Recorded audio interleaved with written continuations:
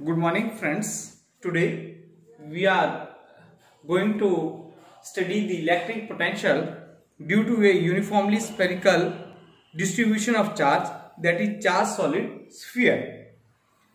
Let us consider a solid sphere of radius r, the whole volume of which is filled with charge involving uniform volume density rho. So the total charge on the sphere Q is equal to volume of the sphere into volume density of charge, that is 4 pi upon 3 r cube rho. Basically it has three steps. First is potential at a point outside the sphere, as shown in figure. You see that.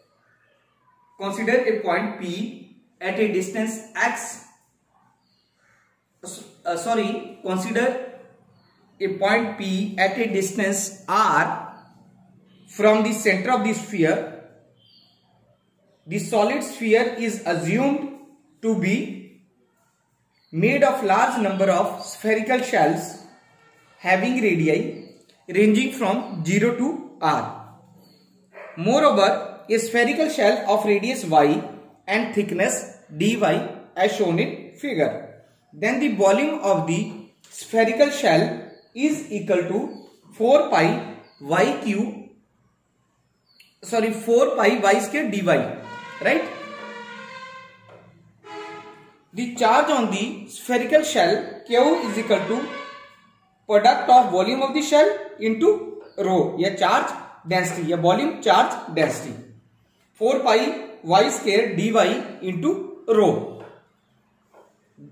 The potential at a point P due to this shell is given by dV is equal to 1 upon 4 pi epsilon naught into charge on the spherical shell upon r.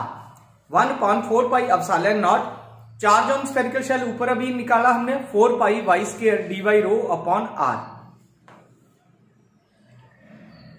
अगर हमारे पास क्या है potential जो due to whole charge sphere can be obtained by integrating the verb with the limits y is equal to 0 and y is equal to r. तो volume is equal to integration y is equal to 0 to y is equal to r 1 upon 4 pi epsilon naught 4 pi y square d y rho upon are.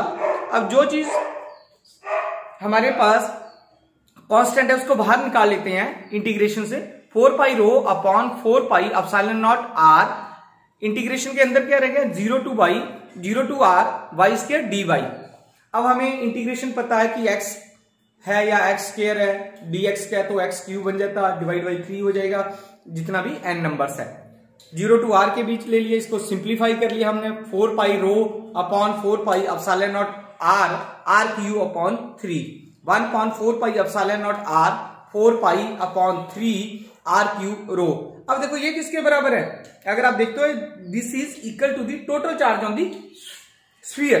तो हमने क्या लिख लिया इसको 1 upon 4 pi epsilon naught cube upon r, right. तो this equation shows the electric potential due to a charge solid sphere at an external point P is same as if whole charge were concentrated at the center of the sphere.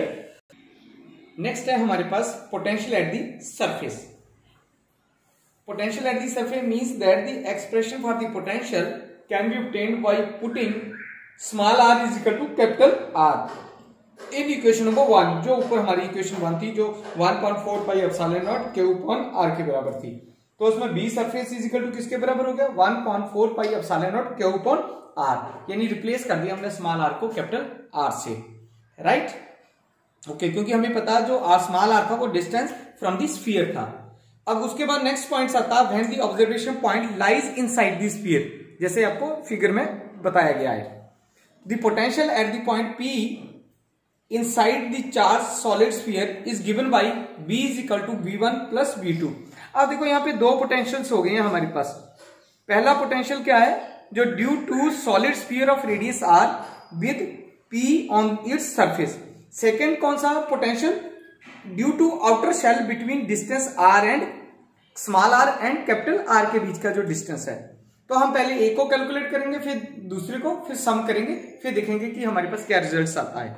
Okay, then V1 is equal to 1.4 pi epsilon naught into charge on the sphere of radius r upon r।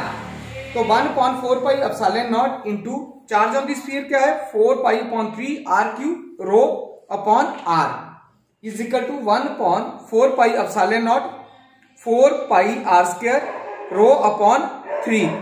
अब फिर simplify कर लिया 4 pi rho upon 4 pi epsilon naught into r square upon 3। Right, now we have to evaluate the value of V2 या potential 2। Let us consider a shell of radius y and thickness dy as shown in figure. Okay, volume of the shell is equal to 4 pi y square dy. Charge on the shell is equal to volume into volume charge density, जिसको हमने रो बोला हुआ है, 4 pi y square dy into rho. So the potential at P due to the shell consider here dV2 is equal to 1.4 pi epsilon naught into charge on the shell upon distance. इस case में जो distance है वो हमारा y है, 1.4 pi epsilon naught into 4 pi y square dy rho upon y। अब जो cancel होता है y से y कैंसिल हो जाएगा, एक 1.4 pi epsilon naught 4 pi y dy rho. The total potential at P due to concentric spherical shell between y is equal to r and y is equal to capital R। तो हम potential जो calculate करेंगे small r और capital R के बीच का जो values है उसको इंटीग्रेट करेंगे। उस केस में हमारे पास क्या जाता है, V2 is equal to integration within the limit y is equal to r to y is equal to capital R 1.4 pi epsilon naught into 4 pi rho y dy is equal to 4 pi rho upon 4 pi epsilon naught, क्योंकि ये constant values है इसलिए हमने बाहर निकाली। Integration के अंदर क्या रहेगा, r rho small r to capital R y square upon 2। अब इसको हमने लिमिट जो है खोल दी है, तो हमारे पास क्या आ जाएगा 4 pi rho upon 4 pi epsilon naught r square minus r square upon 2। Right, the total volume at the point P due to the whole solid sphere is given by V is equal to V1 plus V2। तो V1 की value हमारे पास पहले calculate की है हमने, 4 pi rho upon 4 pi epsilon naught into r square upon q plus 4 pi rho upon 4 pi epsilon naught bracket r square minus r square upon 2। अब हम इसको सिंप्लीफाई कर लेते हैं कॉमन। ठीक है, सिंप्लीफाई करने के बाद हमारे पास क्या आ जाता है लास्ट में 4 pi rho upon 4 pi epsilon naught bracket r square upon 2 minus small r square upon 6। फिर सिंप्लीफाई कर लिया इसको 4 pi upon 3 r cube rho bracket के अंदर रहेगा 3/2 minus r square upon 2r square upon 4 pi epsilon naught r। अब देखो हमारे पास क्या, अगर आप जानते हो कि 4 pi upon 3 r cube rho is equal to किसके बराबर होता है, चार्ज के बराबर होता है, तो उसका हमने वहां क्यू लिख लिया। तो हमारे पास क्या आ गया, B इज इक्वल टू या total potential B is equal to Q upon 4 pi epsilon naught r bracket 3/2 minus r square upon 2r square. अब इसको हमने क्या करना है, जो पोटेंशियल है at the centre of the sphere करना है। तो उस केस में अगर हम क्या करते हैं कि r की जो स्मॉल r की वैल्यू जो है वो 0 पुट कर देते हैं, क्योंकि potential at the centre of the sphere है, तो r तो होगा ही नहीं वहां।